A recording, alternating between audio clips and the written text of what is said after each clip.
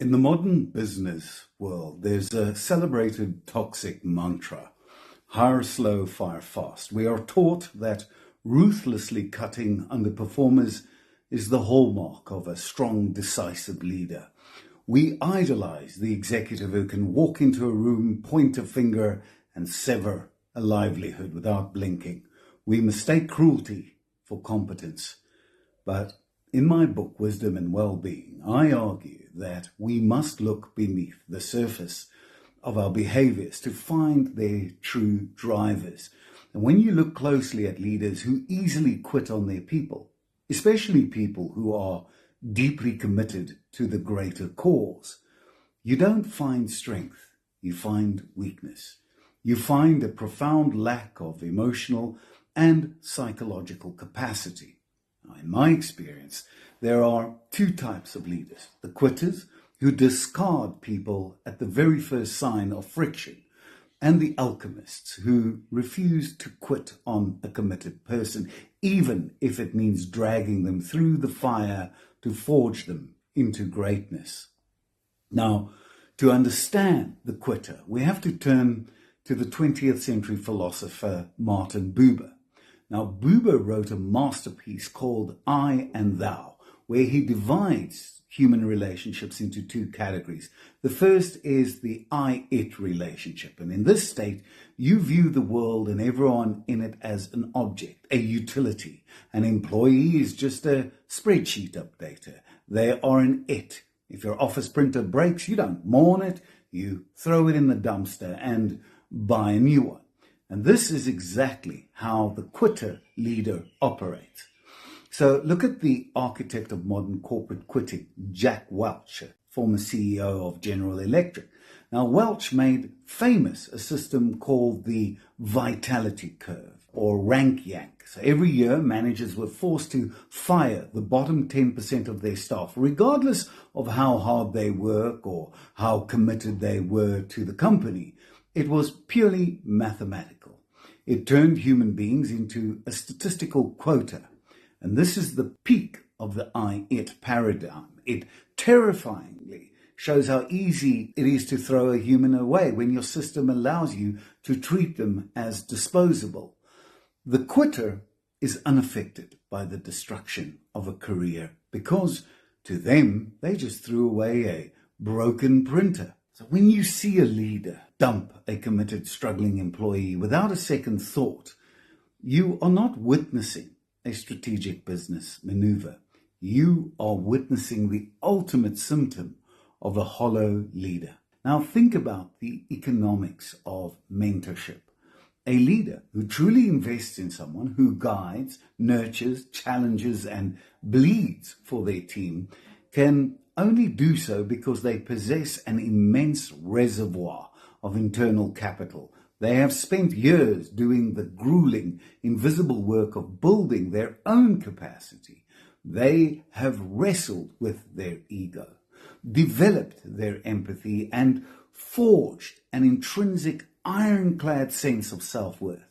When an alchemist leader pours time and psychological energy into a follower, they are transferring something incredibly precious. To arbitrarily fire that person would be to burn their own capital. Now look back at the quitter. Why is it so effortless for them to discard a human being?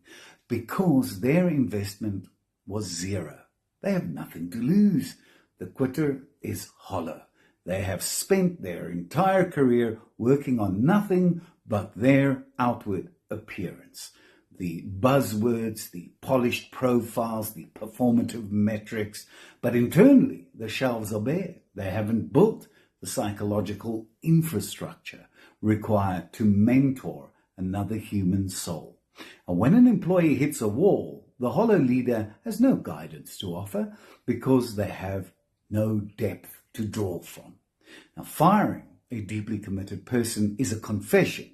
It is the leader broadcasting to the world, I am entirely surface level. I am out of my depth. I have no real value to give you. So my only remaining management tool is the guillotine. Now contrast this with the alchemist. This leader operates in Martin Buber's second category, the I-thou relationship. They do not see an employee as a utility. They see a sovereign human being. When you see a thou, you cannot simply throw them away. Instead, you do something that looks brutal from the outside, but is actually the highest form of love.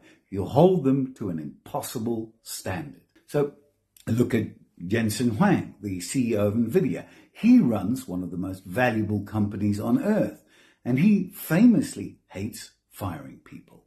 He has recently said that, in his leadership style, and it's the exact definition of an alchemist. He said, I'd rather torture you into greatness than see you go. And he explained that when you hire someone, you made a choice to believe in them. If they are committed, you don't give up on them just because they are struggling. You coach them, you push them. Sometimes not quitting on someone looks like torturing them into greatness. It means sending the work back for the fifth time. It means having the excruciating 2-hour confrontation about their blind spots. It means refusing to let them settle for mediocrity. This is the psychological crucible. The alchemist knows that the friction of extreme accountability is painful, but it is the only way to forge raw potential into mastery. They don't quit on you because they have tied their success to your evolution. Now, here's the most sobering truth about the quitter leader. It never stays in the office. There's a fundamental law in behavioral psychology. How you do anything is how you do everything. Now, if a person's default mechanism for dealing with friction is to objectify and discard, you will see the exact same echoes in their personal life. Look at the marriages of the I-it leader. Look at their friendships. They are entirely transactional.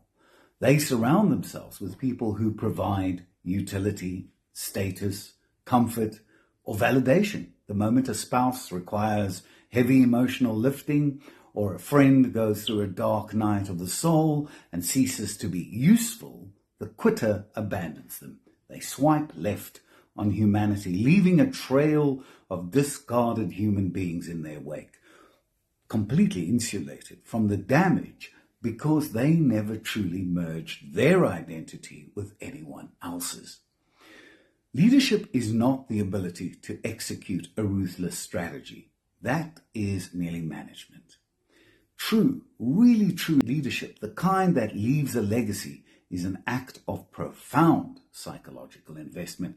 If you are a leader, you ask yourself, when your people hit the wall, do you see a broken tool to be replaced, or do you see a piece of raw steel that requires your heat and your attention to forge it? Firing is easy. Building is agonizing. But if you want to create a culture of absolute devotion, you have to be the kind of leader who looks at a committed, struggling person and says, I will not let you fail, even if it hurts us both to get there. Thanks for watching.